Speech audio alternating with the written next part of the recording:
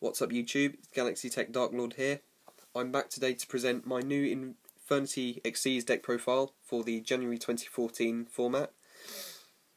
Ever since the last deck profile for Infernitys that I did, it began to get majorly inconsistent because of the new 2013 September format.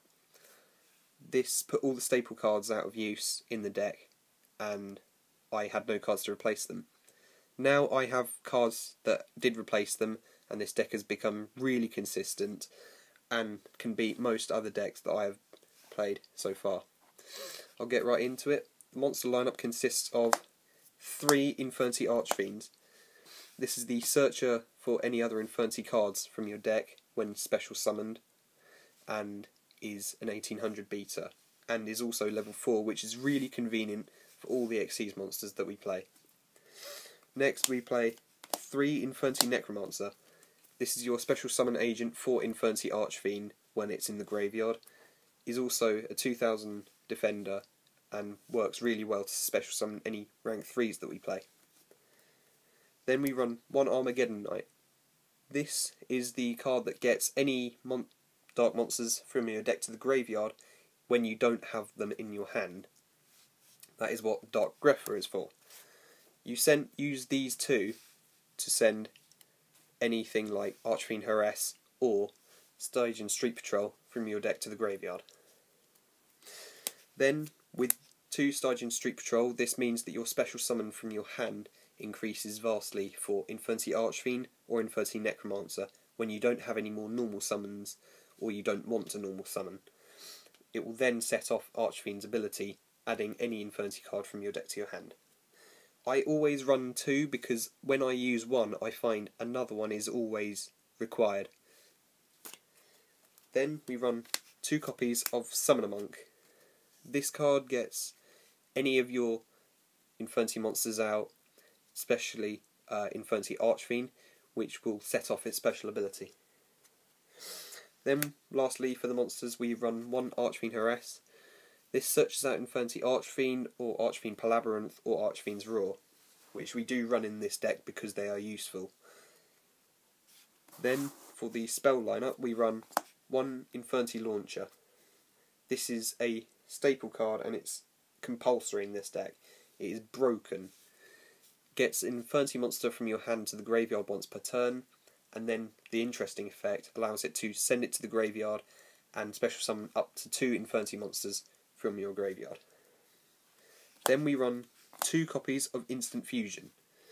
Now that I finally have fusion monsters to summon with it, I've dropped Zero Max and got this card instead. It is so much more useful because at the cost of 1000 life points it gives you an extra Xyz summon. Then we run the usual 3 copies of Mystical Space Typhoon. I'm sure I don't need to explain that.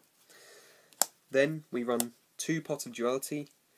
Finally someone one of my friends convinced me to run this card in the deck because it bumps up the consistency of this deck unlike so many others that I've tried, and is also a target for Summoner Monk when you want to drop a spell to summon a monster.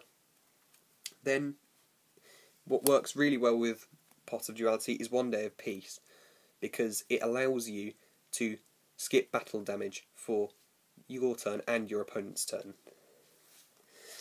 Then we run 1 Reinforcement of the Army. This gets Armageddon Knight or Dark Grepher from your deck to your hand. Then we run 1 Foolish Burial. We usually use this for Archfiend Heiress or Stygian Street Patrol. Then the 1 copy of Transmodify. I only have 1 and I wouldn't run another one anyway, because once I've used it I tend to find that when by the time I get another one, all the targetable cards by this card are gone. Then finally we run 1 Archfiend Palabyrinth.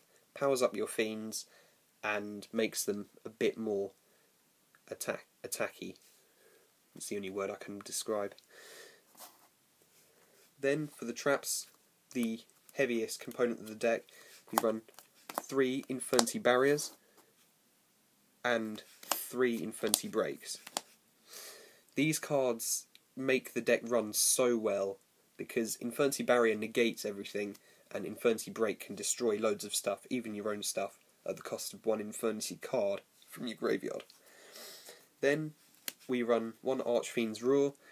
This can get Archfiend Heiress out of your graveyard if you want to go into Leviair, or this can get Infernity Archfiend from your graveyard if you want to go into any rank 4. Then for the more generic cards we run one Bottomless Trap Hole, one Mirror Force, and 2 Dimensional Prisms. Then we run 2 Trap Stuns and a Solemn Warning to finish off. I'm sure I don't need to explain why these are here. They are the other parts of the deck that help it run when you don't have Infernity cards. Finally, for the extra deck lineup, we run one Lavalval Chain. I still haven't got hold of a second, it's very expensive still. Then I run one Diamond Dire Wolf. I finally managed to get hold of one of them. This card clears your field very easily and then gets all the Xyz materials back into the graveyard where you want them. Then we run 2 Leviair. This is useful for when you've used something to banish Infernity, like Infernity Break, and you want them back, especially Archfiend, because then it will set off its special ability. Then 1 Master Key Beetle. This card helps to preserve your Infernity Barrier for when you need it, or Infernity Launcher for when you need it, or any other card. Then 1 Digusto Emerald. I've found that this card helps you cycle through your graveyard and put cards back into your extra deck or your main deck, and then draw 1 card. That's its main purpose for this deck. Then for the more generic part of the extra deck, I run 1 Gagaga Cowboy, 1 Gem Knight Pearl, Black Ship of Corn, Pappy Operative, 1-Eyed Skill Gainer, Steel Swarm Roach, and Wind Up Zen Means. I don't go into Zen Means too much because it tends to be a dead play, but it's there for when you need it. And then finally, 1 Flame Ghost and 1 Camino Wizard. I haven't got a Dark Fire Dragon. This was a lot cheaper to get. Right, now onto the side deck. Yet again, these are crude ideas like all of the other decks I've done. But 1 Banisher of Radiance, and 1 Infernity Mirage, 1 Kinetic Soldier, and 1 Thunder King Ryo. This card especially stops your opponent from searching anything from your deck, which tends to help quite a bit. Then 2 copies of Upstart Goblin. I wouldn't ever run this in the main deck, of course, because giving your opponent a 1,000 point advantage at the cost of drawing 1 card is not my idea of useful. Then 2 Fiendish Chain. I don't have any room for them in the main deck, so I put them in the side deck. Next, Goes and Match. All the monsters in the main deck are the same attribute, which means that your opponent, who may run E-Dragons, there have been builds for the next format of E-Dragons, will have a hard time getting through this. Then 2 copies of Imperial Iron Wall if you don't want your opponent banishing your cards. This works especially well for Bugins because they banish themselves from the graveyard to aid their Beast Warriors. Then 1 Light Imprisoning Mirror. This, again, Bugins in mind. Then 1 Non-Aggression Area.